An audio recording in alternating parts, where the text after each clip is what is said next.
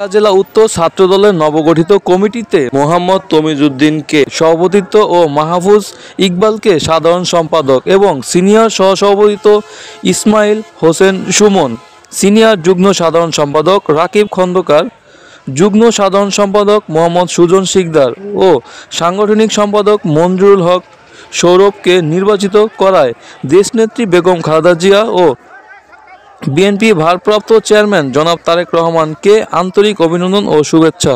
ঢাকা জেলা ছাত্রদলের পক্ষ থেকে। উত্তর ঢাকা আরিচা মহাসড়কে শুধুমাত্র তমিজউদ্দিন আহমেদের ডাকে হাজার হাজার নেতাকর্মীদের দল।